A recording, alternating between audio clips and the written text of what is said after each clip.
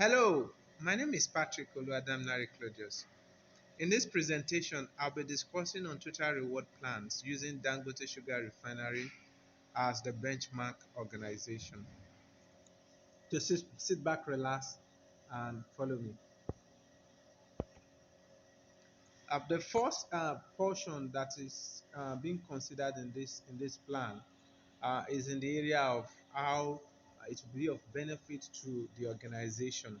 And so the first thing I'm looking at is support um, business goals, which is to ensure that this total reward plan uh, aligns with a business goal, and it will help the organization to achieve the business objective when it is implemented.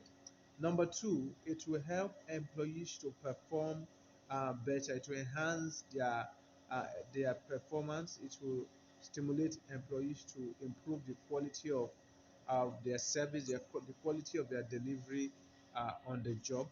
Number three, it will help to retain talent in the organization. Oftentimes, when um, employees are not uh, well paid, or when they feel there's another organization that can pay better than what they are currently earning, so they sort of go elsewhere. But with this particular reward plan, when it is fully implemented, I am certain that it will help Dangote Sugar Refinery to retain talent over a longer period. Total reward design process. So this is the process that I have explored in order to create this plan. So the first thing that we are looking at is in the area of evaluation phase. So we look at the first thing we did is to look at the existing compensation strategy in the company, and to also look at the current market rate and look at what other competitors are offering. And so this is the phase at which we assess the current reward and benefits, so as to identify areas that need to be strengthened, and to of course know the areas where the organization is already doing well. Another phase is that of identification, which is to determine those that should qualify for which reward and benefit. So the idea behind this area is, of course, we know that it is not every employees that would be able to enjoy every benefit. And so this identification phase is to be able to is to categorize what each employees would have access to. Another phase is the design proper, which is the phase to set the appropriate reward and benefit for each role in the organization. Of course, based on the industry standard, expectation, and market condition. For example, it is essential that the organization aligns its reward package based on the current inflation rate in Nigeria. So the next phase is implementation of the reward plans. This considers how information will be passed to all employees, because sometimes why there is a reward plan in place. So for example, if the company is planning to increase everybody's salary by 30% from next month, and this is not communicated to the employee this month, such employee may still go by the end of this month because they are not aware of the plan that is in place, or they are not aware of um, they are not aware of the future benefit they can gain from that particular organization. So essentially, this plan covers the look at the communication channels that will be used to pass the message across to every employees that would benefit from these reward um, plans. Also, this implementation phase also look at making sure that employees will be getting information regarding the reward that concerns them. For example, contract staff in Dangote Sugar Refinery does not enjoy all of the benefit that is given to full-time staff, and so there is no point making them to be aware. There is no point informing contract staff all the benefits that full-time staff will be enjoying if they will not be part of it. This can create friction. It can create um, bias in their mind and then hinder their performance. So they will only be informed.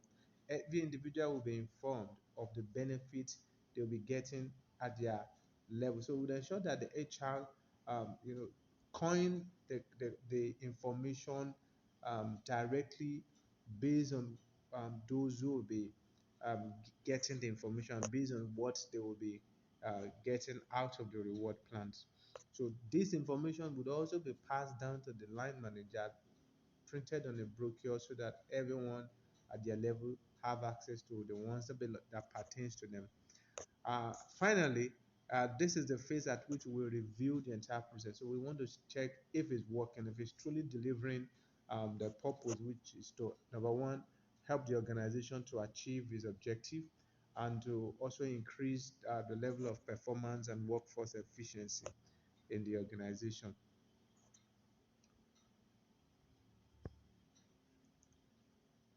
So the next phase is looking at the reward breakdown. So the first thing we want to do is compensation. Compensation involves all of the monetary values that is to be paid to every employees in the organization. As I have noted before, the Dangote Sugar Refinery has five categories of employees. So we have the senior level, we have the mid level, we have the junior level, and we have the entry level. Finally, we have the contract staff. So all contract staffs are in the same um, level, but they earn different salary based on the department where they work. So, so the first one is everybody gets a base salary. They get bonus. They have access to profit sharing.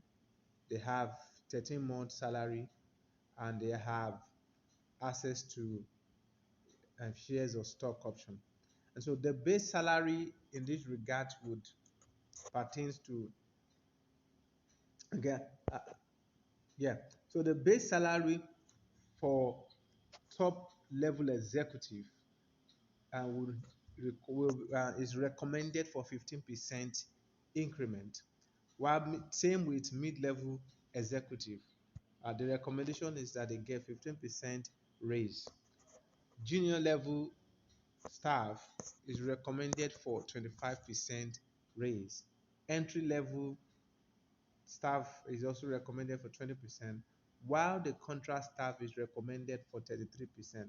And the reason being that the contract staff does not have access to every other benefit that the organization offers. And considering the fact that their salary hasn't been raised in the last 5 years, I believe this 33% will be a great way to allay their fears and encourage them to um, reflect their commitment to the organization. And moving forward, they every staff in the organization will get 5% increment every six months. Profit bonus first, and so mid-level and junior level staff is entitled to 5 and 10% bonus, especially those in the sales department. So every staff in the sales department will get 10% commission on every extra bag of sugar sold after meeting their monthly target. So every extra bag of sugar, so the profits on the extra bag of sugar sold.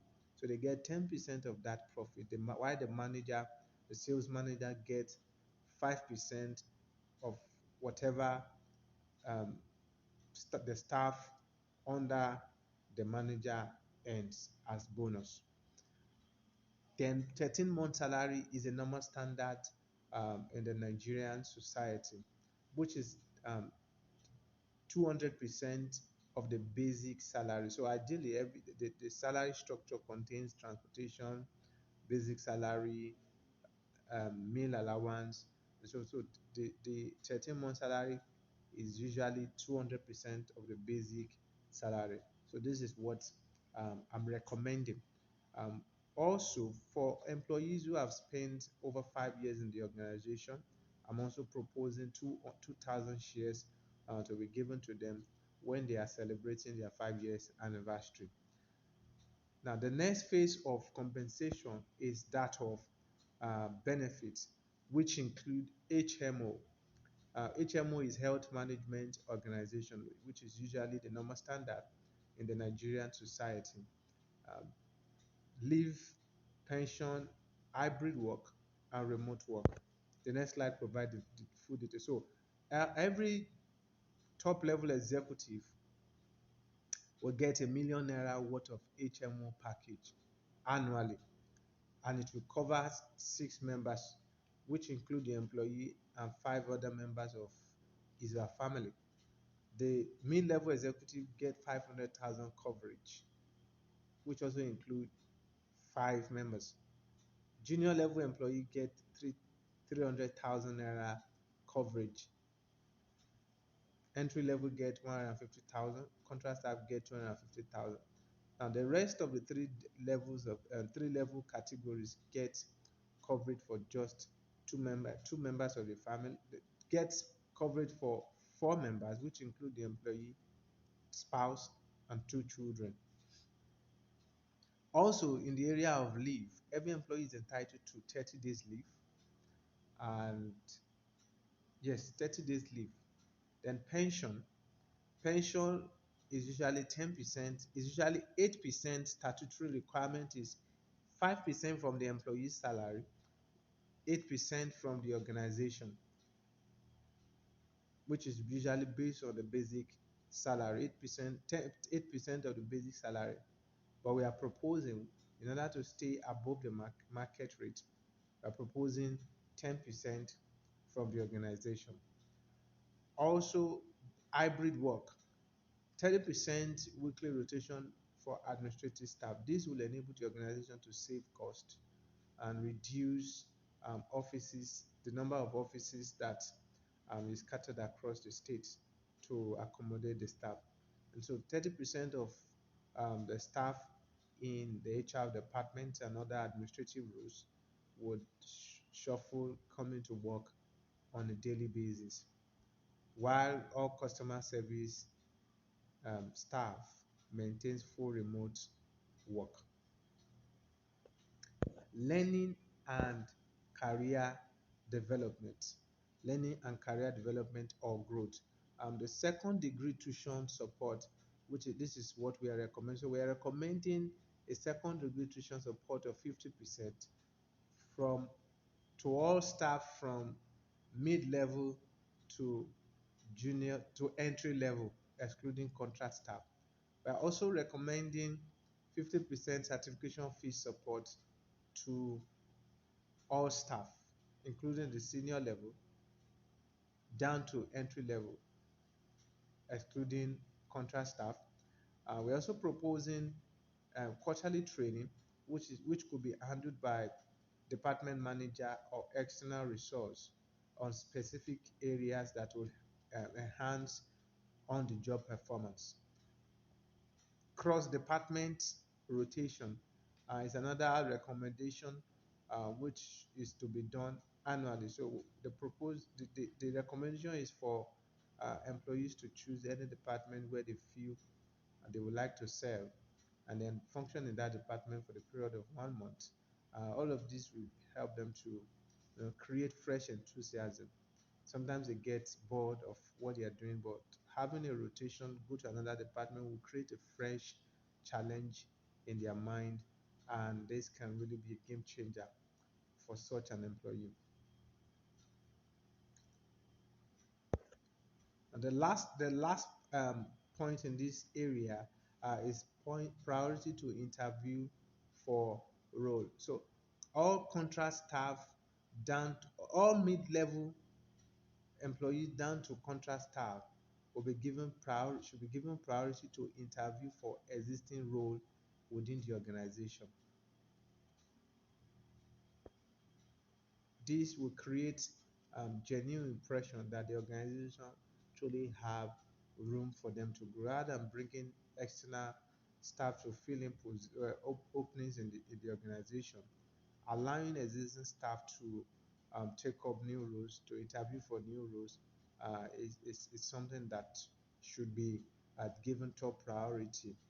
For example, for if somebody is if there's a vacancy or there's an opening for manager, the top priority should be given to assistant manager in the same department or another department who has the qualification or the experience to take up that position, rather than bringing someone else from outside, except there's any reason to do so.